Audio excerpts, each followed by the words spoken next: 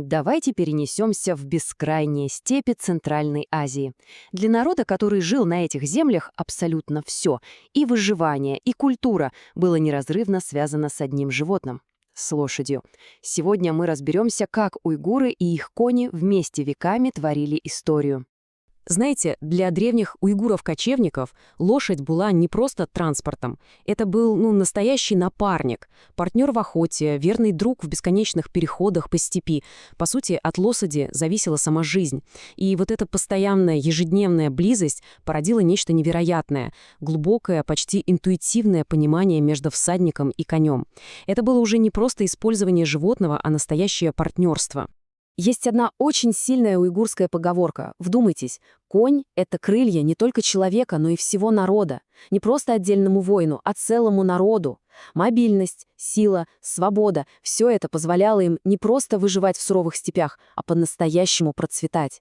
И вся их идентичность строилась на вот этом ощущении скорости и простора. Все мы слышали про поло — спорт королей. А что, если я вам скажу, что его истоки лежат совсем не в аристократических клубах Ангии, а вот здесь, в этих самых пыльных степях Центральной Азии? Согласитесь, эта мысль заставляет посмотреть на привычные вещи совершенно под другим углом. И вот тут возникает главный вопрос. Как так получилось, что чисто утилитарные боевые навыки, те, что нужны были для выживания, вдруг превратились в зрелищные виды спорта, стали неотъемлемой частью праздников и ритуалов? Произошла просто удивительная трансформация. То, от чего когда-то зависела жизнь, в мирное время не было забыто. Нет, это превратилось в ритуал, в настоящий праздник мастерства, в такой зрелищный способ почтить свое воинское прошлое и, знаете, просто отпраздновать жизнь. Один из самых ярких примеров — это Аглак-Тартышиш. Возможно, кто-то знает эту игру как бускаши. И поверьте, это не просто игра. Это яростное, какое-то первобытное состязание, которое требует нечеловеческой силы, ловкости и, конечно, полного единения всадника с лошадью. Просто посмотрите на это. На первый взгляд — хаос, клубы пыли, борьба. Но в этом хаосе скрыто невероятное мастерство. Всадники сражаются за тушу, а их кони специально обучены, будто сами знают правила, инстинктивно маневрируют в самой гуще. Это настоящий танец силы, воплощение духа воина. Если Аглак-Тартышиш — это гимн грубой силе, то конная стрельба из лука — это уже поэзия. Поэзия точности. Представьте на секунду, нестись на полной скорости, ветер свистит в ушах, и в этот самый момент нужно натянуть тетиву и поразить цель. Неудивительно, что именно этот навык сделал степных воинов настоящей легендой. Такие изображения как раз и напоминают нам, веками конные лучники были самой грозной силой в Центральной Азии, а их мастерство казалось чем-то запредельным и, конечно, породило бесчисленные легенды, которые передавались из уст в уста. Только вдумайтесь в эту фразу «стрелять назад, развернувшись в седле на полном скаку». Это же звучит практически невозможно, как какое-то сверхчеловеческое умение. Конечно, современники были в полном трепете от такого мастерства. Ну а теперь давайте перейдем к той самой игре, которая не просто осталась в Центральной Азии, а совершила невероятное путешествие по миру. И сегодня мы ее знаем под названием поло. Эта древняя миниатюра не просто красивая картинка. Она показывает, что чифган был важнейшей частью придворной жизни, показателем статуса и доблести.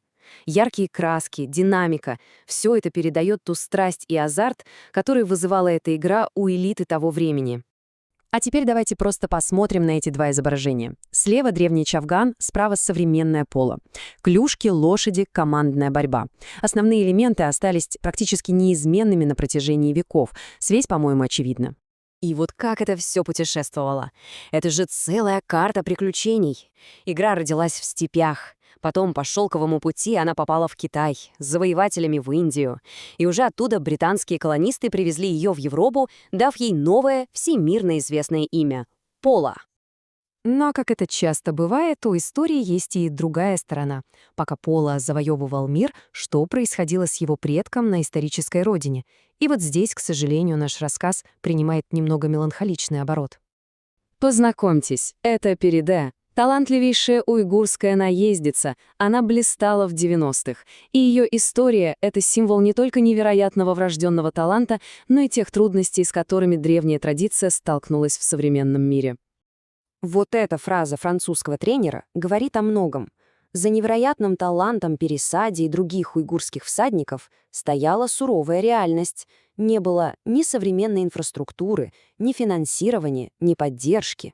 Они были одни на мировой арене, полагаясь лишь на наследие предков и собственный дух.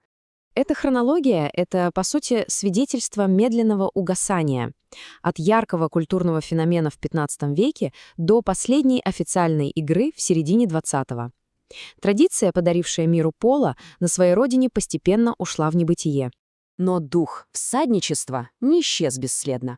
Он нашел новое, совершенно неожиданное воплощение в традиции, которая сохранила память о предках, но уже без лошадей. Это саргайды или чакпелек. Вы только посмотрите, как исполнители парят на огромной высоте, имитируя движение тех самых конных лучников, стреляющих во все стороны. Даже без лошадей эта опасная и зрелищная традиция передает то самое чувство полета, свободы и бесстрашия, что было присуще их предкам. Поразительно, но эта древняя традиция, по сути, прямой предок современных цепочных каруселей в парках развлечений. Только представьте, там, где мы видим простое развлечение, в Саргайде заложен глубокий культурный код, память о предках, ритуал проверки храбрости. Кто бы мог подумать, какая история стоит за привычными нам аттракционами?